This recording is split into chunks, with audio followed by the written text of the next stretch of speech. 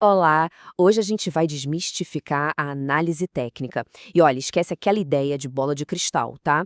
A análise técnica, na verdade, é uma ferramenta, uma forma de decodificar o comportamento do mercado, transformando a psicologia das multidões em gráficos que, no fundo, contam uma história. E vamos ser sinceros, né? Quando a gente olha para um gráfico de ações pela primeira vez, aquilo parece só um ruído, uma coisa aleatória, uma série de picos e vales que não faz o menor sentido. É justamente esse caos aparente que a análise técnica tenta organizar e, principalmente, entender. Ok, vamos entender isso aqui. Essa frase do Martin Pring resume praticamente tudo. A palavra-chave mesmo é peso da evidência. Não se trata de achar uma certeza absoluta, mas de juntar várias pistas, como um detetive, para construir um caso sobre qual a direção mais provável do mercado. Então, o objetivo não é achar aquele indicador mágico perfeito que nunca erra. Isso não existe. O objetivo é desenvolver uma hipótese de trabalho, sabe? É combinar diferentes ferramentas para avaliar se a balança está pendendo mais para o lado dos compradores ou para o lado dos vendedores. E por que essa busca pelo tal santo graal é uma furada? Simples, porque no coração de cada movimento de preço tem gente, pessoas, que mudam de ideia, que sentem medo, euforia, e é por isso que um sistema que é puramente mecânico quase sempre vai falhar. A psicologia das massas é a grande variável que nunca dá para prever 100%, certo? Então, por onde a gente começa a aprender essa linguagem? Pelo conceito mais fundamental de todos, a tendência. Agora, a analogia aqui é o que é de mais interessante. Pensa na tendência como se ela fosse um réu num tribunal. Ela é inocente, ou seja, ela continua valendo até que uma quantidade enorme de evidências prove que ela é culpada, isto é, que ela se reverteu. E como a gente identifica uma tendência no olho?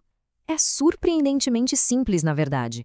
Uma tendência de alta forma uma espécie de escadinha para cima, com cada degrau e cada patamar sendo mais altos que os anteriores. Já a tendência de baixa faz o contrário, claro, uma escada para baixo. E essa imagem mostra direitinho o que isso significa em termos de comportamento. Os vales ou os fundos são os pontos onde os investidores mais experientes estão acumulando ativos, muitas vezes de forma discreta. Já os picos, bom, os picos são onde eles estão distribuindo, ou seja, vendendo esses ativos para a multidão que chega mais tarde, atraída pela alta. Agora, a transição de uma tendência de alta para uma de baixa raramente acontece do nada, de uma hora para outra. Esse período de indecisão no mercado acaba desenhando figuras reconhecíveis no gráfico, que a gente chama de padrões de preços. Então, o ponto principal aqui é o seguinte: não é para pensar nesses padrões como se fossem sinais mágicos. É para pensar neles como a própria história da batalha do mercado se desenrolando ali visualmente. Cada padrão narra um conflito e sugere quem está ganhando a briga. Pega o fundo duplo, por exemplo. A história que ele conta é bem simples. Os vendedores empurram o preço para um novo mínimo. Os compradores defendem aquele nível. Aí os vendedores tentam de novo com toda a força e falham mais uma vez. Essa segunda falha mostra que os compradores tomaram controle. A probabilidade de uma alta, então, aumenta bastante. Mas só o preço, sozinho, não conta a história toda. Para ter mais convicção, mais certeza, os analistas procuram uma confirmação em outras dimensões dos dados. E aqui está a diferença chave entre as três dimensões. O preço nos diz o que está acontecendo, o volume mostra quanta gente está participando daquele movimento e o momento mede a velocidade com que tudo isso muda. Para nossa análise aqui, vamos focar principalmente no preço e no volume, que juntos já contam uma história bem poderosa. E essa imagem aqui mostra isso de um jeito perfeito. O rompimento de preço com volume baixo é, no mínimo, suspeito. Pode ser um alarme falso, mas um rompimento que vem junto com uma explosão no volume, isso mostra que tem muita gente agindo com muita convicção, o que torna o movimento bem mais crível. Agora, vamos conectar todos esses conceitos técnicos ao motor principal por trás de tudo isso, a emoção humana e a psicologia de grupo. Essa citação é muito forte.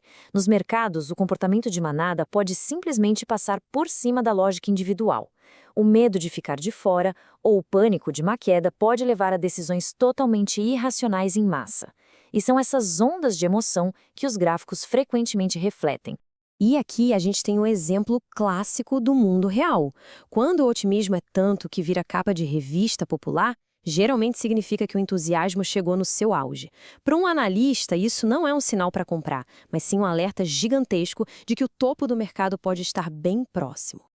Ok, com todas essas ferramentas em mãos, tendências, padrões, volume, psicologia, qual é o elemento mais crítico de todos?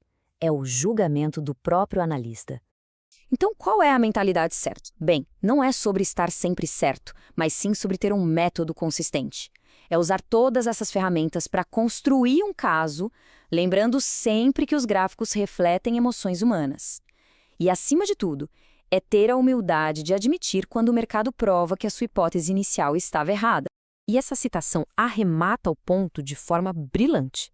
O maior perigo para qualquer investidor ou analista não é um indicador ruim, mas a arrogância. É aquele apego a uma ideia, ignorando todas as evidências que o mercado está mostrando na direção contrária. E isso nos deixa com um pensamento final para refletir. Será que os gráficos de mercado são só um reflexo de dados econômicos e balanços de empresas? Ou será que eles são, na verdade, um espelho gigante, refletindo nosso próprio otimismo, medo e ganância coletivos? A resposta provavelmente está em algum lugar no meio do caminho.